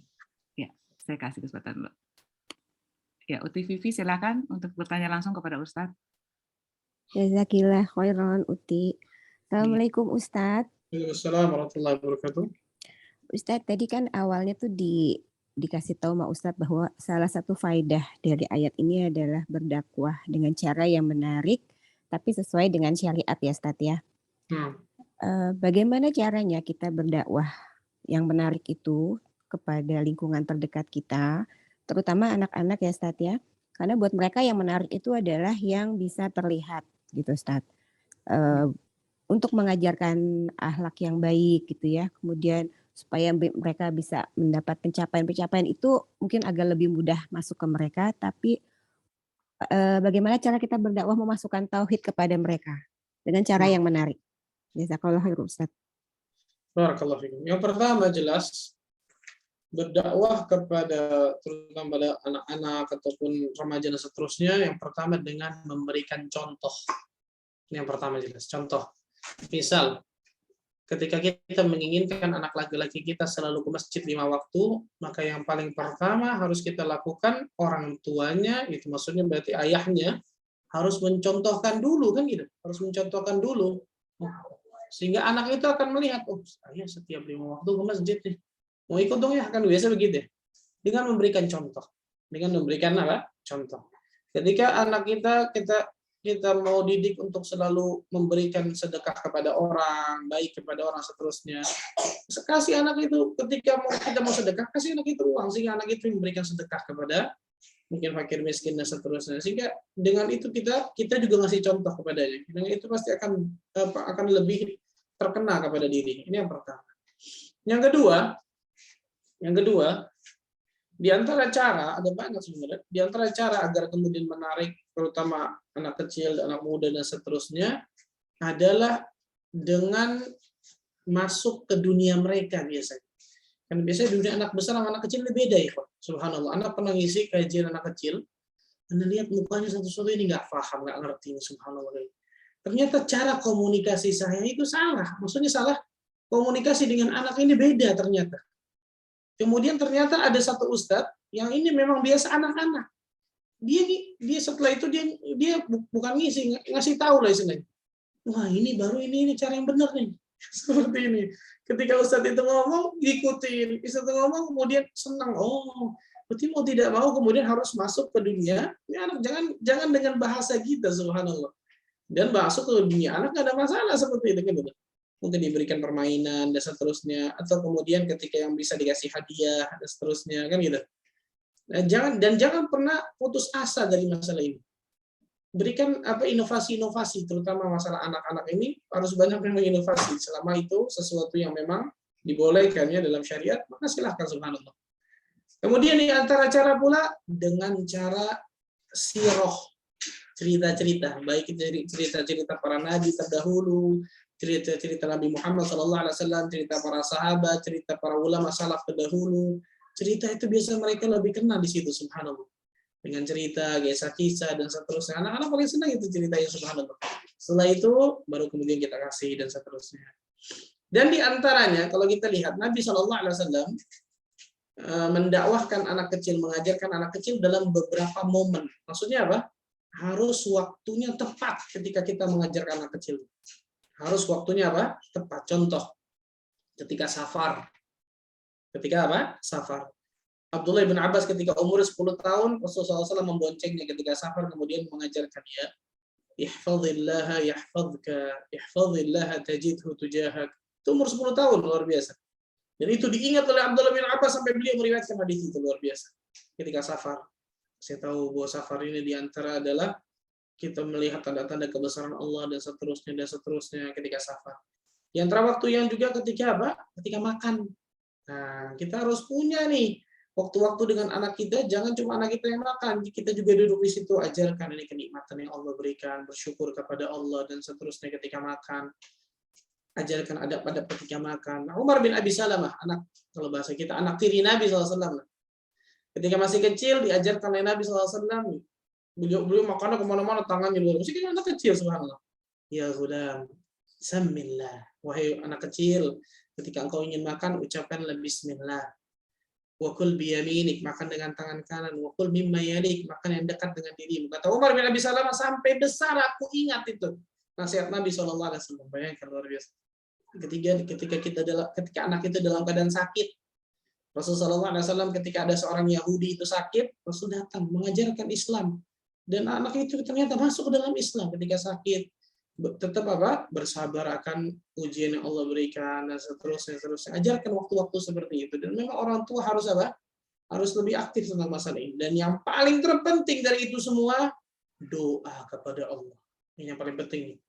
Jangan pernah lepas nih parenting paling terbaik ini. Doa kepada Allah. Rabbi habli minas salihin. Rabbi ja'alni muqimas salati wa min dhurriyyati rabbana wa taqabbal du'a. Rabbana hab lana min azwajina wa dhurriyyatina qurrata a'yun waj'alna lil muttaqina imama. Doa kepada Allah sesering mungkin agar Allah jadikan anak kita menjadi anak yang saleh dan saleh. Itu yang paling terbaik, jangan lupakan da'watul walid li waladihi. doanya orang tua kepada anaknya itu istijabah, masya Allah. Wallahu a'lam bishawab. Ya, jazakallah khairan Ustadz. Ini ada pertanyaan lagi, satu lagi Ustadz. Bismillah. Apabila seseorang yang ibadahnya sesuai dengan syariat sholat, baca Qur'annya dan zikirnya, tapi suka berbuat zolim, terus bagaimana hidayahnya, Ustadz? Nah, ini banyak orang, subhanallah, banyak orang ikhwan menganggap ketika dia beribadah kepada Allah hanya dengan hablum minallah, kalau bahasa kita lah, hanya dengan berbuat baik kepada Allah, ketaatan kepada Allah, sholat, puasa, zikir, baca Quran. Tapi hablum minannasnya rusak. Ini salah besar, ikhwan. Ini salah besar, subhanallah. Nabi kita Muhammad SAW sebelum diangkat menjadi nabi dan rasul, sebelum diutus menjadi nabi dan rasul, hablum minannasnya the best banget itu. Betul ya? Sampai terkenal al-amin, orang yang sangat amanah, orang yang jujur. Hingga ketika Nabi SAW pertama kali berdakwah secara terang-terangan, bagaimana pendapat kalian kalau aku katakan di balik bukit ini ada pasukan berkuda yang menyerang Mekah ini? Akuntum musaddiqin, apakah kalian mempercayai diriku? Ya Muhammad, ma jarrabna 'alaika kadhiba. Wahai Muhammad, kami enggak pernah menemukan kau berdusta. Dalam riwayat lain, ma jarrabna illa sidqa. Kami enggak pernah menemukan kecuali engkau jujur, wahai Muhammad. Jujur, enggak pernah berdusta, ini apa? Hablum minannas, betul ya? Akhlak yang baik ini penting, luar biasa ya, ikhwan. Bahkan ada seorang sahabat bertanya kepada Nabi SAW, ya Rasulullah SAW, anna mura'atan, ada seorang wanita, taqumul lail, salat malam, kemudian berinfak, bersedekah, wa tu'dhi jaraha bilisaniha, tapi ternyata dia mengganggu tetangganya dengan lisannya. Apa kata Nabi? Wa hiya finnar. Dia masuk api neraka, kata Nabi. Na'udzubillah. Wahai Rasulullah SAW, ada seorang wanita, dia hanya sholat 5 waktu, dia hanya berinfak dari roti yang dia makan, sedikit mungkin nggak seperti yang pertama, tapi tetangganya selamat dari keburukan lisannya, akhlaknya baik. Wahiyya fil jannah, maka dia masuk ke dalam surga. Maka jangan pernah remehkan akhlak ini, wah. Jangan pernah remehkan akhlak, luar biasa. Dan kita masuk ke dalam agama ini secara kafah jelas. Ya ayyuhalladzina amanu udkhulu fis silmi kafah. Orang-orang yang beriman, masuklah engkau ke dalam agama ini secara totalitas keseluruhan. Semuanya, akidahnya, ibadahnya, akhlaknya, muamalahnya, dakwahnya, semua. Dan kita wajib menjadikan Nabi SAW uswatun hasanah. Berarti dalam segala apa? Segala aspek, segala bidang. Bukan satu doang, akidahnya doang, ibadahnya doang. Enggak, semua.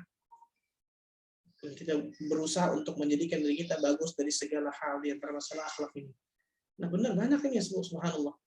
Orang yang hablum minallah bagus, tapi hablum minnas tidak bagus. Atau sebaliknya, hablum minnas bagus, hablum minallah nggak bagus. Tidak. Seorang mukmin yang sejati itu dua-duanya bagus. Hablum minallah dan juga hablum minnas. Wallahu a'lam bishawab. Ya, baik Ustadz. Ini pertanyaan sudah habis. Satu lagi ya Ustadz ya, boleh Ustadz ya.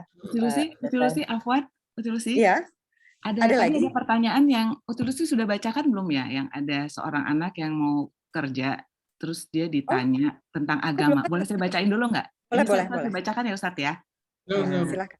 Assalamualaikum Ustadz, saya mau bertanya, kalau seseorang dites masuk kerja, lalu ada pertanyaan, apakah semua agama sama baiknya? Dan apakah kalau ada perayaan agama di kantor akan ikut serta hadir? Hati seorang ini mengingkari Ustadz, tapi dia berharap memperoleh pekerjaan karena harus menafkahi keluarganya. Ini gimana Ustadz? Terus dia jawab apa? Jawabnya semua agama sama gitu, subhanallah itu. Ikhwan, Allah Azza wa Jalla berfirman, "Wa may yattaqillaha yaj'al lahu makhraja wa yarzuqhu min haitsu la yahtasib." Barang siapa yang bertakwa kepada Allah, maka Allah Azza wa Jalla akan berikan jalan keluar dari segala permasalahan hidup. Dan Allah Azza wa Jalla akan berikan rizki dari arah yang tidak disangka-sangka. Jawabannya takwa. Maksudnya apa? Berapa banyak orang-orang ketika ingin dapatkan sesuatu, contohnya dapatkan dunia, nih, pekerjaan, uang, perdagangan, apapun itulah. Dia lupa ada keridhaan Allah yang harus dia pikirkan di situ. Dia lupa masalah ini. Dan Allah telah menjelaskan, menegaskan dalam Al-Quran, bertakwa kalian kepada Allah maka Allah Azza wa Jalla akan berikan jalan keluar dari segala permasalahan kalian, dan Allah akan berikan rizki dari arah yang tidak disangka-sangka. Jadi di antara salah satu saja dari keutamaan takwa, ada banyak luar biasa yang nggak mungkin kita disebutkan satu persatu saking banyaknya. Jawabannya tidak lain tidak bukan takwa. Jangan kemudian karena perkataan seperti itu, apakah mau agama sama, ya nggak apa-apa deh, sama deh, yang penting masuk kerja dulu deh. Bagaimana orang kantornya semuanya saya ikut deh, dan seterusnya. Kalau seperti ini, ridwan nas, hanya menginginkan keridhaan manusia saja. Bagaimana kalau kita melakukan satu perbuatan ini dicintai oleh seluruh manusia, tapi gara-gara perbuatan ini kita dimurkai oleh Allah? Apakah kita kerjakan perbuatan itu? Jawabannya tidak jelas. Dan sebaliknya, bagaimana kalau satu perbuatan ini kita lakukan, dicintai oleh Allah, tapi dibenci oleh seluruh manusia? Apakah kita kerjakan? Kerjakan. Ridwan nas ghayatun la tudrak. Keridhaan manusia itu sesuatu yang mustahil untuk dicapai, tapi keridhaan Allah lah yang jadi tujuan utama kita. Ini yang pertama. Jangan al-ghayah tubarrirul wasilah. Jangan tujuan utama itu menjadikan semuanya jadi halal caranya. Jangan, ikhwan. Untuk apa kita mendapatkan pekerjaan tapi dengan cara yang ternyata salah, subhanallah. Hati kita mengingkari kan gitu. Kenapa hati kita mengingkari? Kita nggak ngomong dengan benar. Tapi kan tinggal gaya bahasanya aja diomongkan kan gitu. Gaya bahasanya dilembutkan dan seterusnya. Kalau memang kita sudah lembutkan doa sama Allah, kita nggak diterima gara-gara itu, Allah Azza wa Jalla akan ganti yang jauh lebih baik. Jangan takut. Innaka lan tad'a syai'an lillahi azza wa jalla illa baddalakallahu ma huwa khairul laka min. Sesungguhnya ketika engkau meninggalkan segala sesuatu itu karena Allah, meninggalkan karena Allah, perhatikan, maka Allah akan ganti yang jauh lebih baik daripada apa yang engkau tinggalkan. Tapi ini masalah keyakinan. Ini yang jadi masalah. Kita lebih yakin yang di depan mata kepala kita, dunia, betul ya, daripada apa yang Allah dan Rasul janjikan kepada kita. Kenapa? Karena minimnya ilmu agama.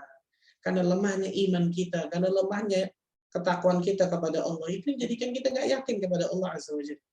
Kalau hanya gara-gara gitu kemudian seseorang bisa diterima, buat apa kemudian harus kita mengatakan itu? Karena perkataan itu perkataan yang bahaya luar biasa. Apakah semua agama sama dan semua? Ya nggak apa-apa sama, yang penting saya masuk dalam hati saya. Kan ini salah luar biasa. Masa dia mau gadaikan akidahnya hanya gara-gara seperti itu? Subhanallah. Maka berdoalah kepada Allah supaya Allah berikan istiqomahan dan supaya Allah berikan keberkahan kepada diri Allah. Masya Allah. Mungkin itu juga sebenarnya ujian ya buat diri dia sendiri ya, Ustaz. Yang Allah ingin mengangkat derajat dia sebenarnya gitu mungkin ya. Ya, baik Ustaz. Barakallahu fiik Ustaz. Ya, silakan Uti Lucy. Ya, UTV-nya masih ada waktu Ustaz? Gak apa-apa sedikit Ustadz. Jadi gini Ustadz, Masya Allah ya itu ya. Memang kita tuh ilmu tauhid harus benar-benar kita kuatin ya Ustadz. Jadi misalnya gini Ustadz, kita pergi ke suatu tempat, di suatu tempat itu ternyata kita lihat di depan mata kita sendiri, ternyata ada seperti pawang hujan gitu ya. Pawang hujan yang benar-benar langsung di depan kita pokoknya itu. Nah apakah kita mau nggak mau kan kita sudah ada di dalam acara itu gitu Ustadz. Mau nggak mau kan kita akhirnya melihat. Mau nggak mau kita juga akhirnya menunggu sampai acara si pawang hujan berapa sih dengan seremoninya itu, mau nggak mau kita harus nunggu kan. Nah itu bagaimana Ustadz? Padahal itu jelas-jelas sudah satu kesirikan gitu. Berarti kita lihat depan mata kepala kita dia lagi sedang melakukan acara Bu, pawang hujannya? Iya, lagi melakukan acara, lagi seremoninya yang segala macam itu. Tapi kita sudah ada di situ yang kita mungkin mau keluar dari area itu sulit ya, karena mungkin banyaknya orang yang terus juga posisi kita sulit untuk meninggalkan. Nah, seperti itu Ustaz. Ini subhanallah, penyakit subhanallah, hujan terus ini. Jadi yang repotnya media diangkat sengaja supaya jadi trending topik ini. Kalau orang yang mengangkat seperti ini, tanggung jawab di hadapan Allah Azza wa Jalla berat di hadapan Allah subhanallah. Ini memberikan keraguan, memberikan akidah pada kaum muslimin, na'udzubillah, jadi rusak. Iya, nah kalau kita memang bisa meninggalkan acara tersebut, hada ahsan, hada afdal, itu lebih baik, lebih ahsan untuk mengingkari ingkar mungkar akan perbuatan kita kepada perbuatan dia kepada Allah tabaraka wa taala kan gitu. Kalau ternyata kita sudah berusaha untuk meninggalkan dan ternyata itu sulit, mungkin banyaknya orang dan seterusnya, nggak bisa, ini jauh dan seterusnya, maka nggak usah kemudian ditonton, ngobrol aja dan sebagainya. Mudah-mudahan dengan itu Allah Azza wa Jalla ampuni diri kita karena kita mengingkari dengan hati kita ya. Mudah-mudahan. Tapi kalau kita bisa kemudian meninggalkannya dan tidak melihatnya, tidak sampai kemudian ini sampai acara yang intinya baru kemudian ikut, itu lebih ahsan, lebih bagus. Wallahu a'lam bishawab. Baik Ustadz, memang ternyata ya kita harus kuat-kuat ya Ustadz, karena sekarang di sekeliling kita adalah ya seperti itu. Jadi mau nggak mau kita yang harus bersikap ya Ustadz ya. Nah, betul. Baik Ustadz, cukup sekian. Jazakallahu khairan, makasih banget untuk ini pencerahannya Ustadz. Barakallahu fiik Ustadz, kami kembalikan kepada UTV-nya. Ya, Jazakallahu khairan Uti Lusti. Baik Ustadz, ini Masya Allah kita telah dicerahkan oleh Ustadz tentang tadabbur surat Al-Baqarah itu 54 ini, bahwa di sini memperlihatkan, mengajarkan kepada kita betapa Nabi Musa betapa sabar dalam menghadapi kaumnya yang baru ditinggal 40 hari saja mereka sudah kembali melakukan syirik ya Ustadz gitu Ustadz. Dan Nabi Musa juga mengingatkan ke mereka untuk segera bertobat dan ikut segera kembali kepada syariat yang diajarkan oleh Nabi Musa. Dan tobat mereka itu diajarkan bahwa mereka harus saling membunuh ya Ustadz, satu sama lain ya Ustadz, untuk supaya mencapai tobat yang diterima oleh Allah. Dan di situ juga dijelaskan bahwa kezoliman itu adalah perbuatan syirik itu merupakan kezoliman yang paling besar. Yang bila seorang mati dalam keadaan syirik, maka Allah memberikan neraka tempatnya bagi mereka ya Ustadz, kurang lebih gitu Ustadz. Dan akhirnya di ayat ini juga bahwa kita diingatkan bahwa syariat Nabi Musa ini ternyata lebih berat dibanding syariat Nabi Muhammad. Ayat ini juga menyatakan bahwa terakhir nama Allah itu ada dua, At-Tawwab dan Ar-Rahim. Allah tidak pernah menzalimi hambanya. Kurang lebih begitu Ustadz, silakan Ustadz dilengkapi. Barakallahu fikum. Ikhwatal iman rahimani wa rahimakumullah. Ini baru sebagian kecil sebenarnya faidah dari Al-Qur'anul Karim, dan ini kenikmatan ketika kita belajar Al-Qur'anul Karim. Satu ayat bisa membahas berbagai macam pembahasan luar biasa, Masya Allah. Dan inilah Al-Qur'an Al-Bahr, lautan yang tidak bertepi, samudra yang tidak bertepi. Maka kewajiban bagi diri kita untuk terus mempelajari Al-Quran, kemudian mengamalkan isi Al-Quran, maka dengan itu insya Allah Ta'ala Allah akan berikan keberkahan bagi kehidupan kita. Bagi orang-orang yang jauh dengan Al-Quran, jangan harap Allah Azza wa Jalla akan berikan ruh dan juga cahaya dalam kehidupannya. Karena Al-Quran disifati oleh Allah, salah satu sifatnya adalah ruh dan juga cahaya. Maka mudah-mudahan Allah selalu berikan hidayah kepada diri kita, hidayah taufik untuk meniti siratal mustaqim, untuk meniti jalan kebenaran al-haq ini, karena al-haq ini pasti berat untuk menitinya, istiqamah di atasnya. Tapi mudah-mudahan dengan taufik dan hidayah Allah, Allah bisa berikan kemudahan bagi diri kita untuk mendapatkan husnul khatimah dan surganya tanpa hisab dan adab. Allahumma amin rabbal alamin. Subhanakallah bihamdika asyhadu an la ilaha illa anta astaghfiruka wa atubu ilaik. Wassalamualaikum warahmatullahi wabarakatuh. Waalaikumsalam warahmatullahi wabarakatuh Ustadz. Barakallahu fikum Ustadz, wa jazakillahu khairan. Insyaallah kita berjumpa lagi bulan depan. Baik sahabat Aren, alhamdulillah alamin, kajian telah kita selesai. Kita juga telah membahas tadi tadabbur dari surat Al-Baqarah 54. Semoga ilmu yang telah disampaikan, kebaikan-kebaikan yang disampaikan oleh Ustadz ini kita bisa amalkan pelan-pelan, dan semoga ini juga terus meningkatkan akidah keimanan kita kepada Allah, supaya kita terus bertakwa, terus meningkatkan ketakwaan kita kepada Allah, menjadi hambanya yang terbaik insyaallah. Barakallahu fiik Ustadz. Sekali lagi kami juga mohon maaf apabila banyak kekurangan untuk para jamaah. Akhir kata, wabillahi taufiq wal hidayah. Wassalamualaikum warahmatullahi wabarakatuh. Waalaikumsalam warahmatullahi wabarakatuh. Jazakumullah khair wa barakallahu fikum. Saya izin live ya. Iya, barakallahu fiik Ustaz. Bentar, sini ada tamu nih. Assalamualaikum. Aduh, Masya Allah nih Jamilahnya. Assalamualaikum. Waalaikumsalam warahmatullahi wabarakatuh. Dadah. Waalaikumsalam. Waalaikumsalam warahmatullahi wabarakatuh, Ustaz.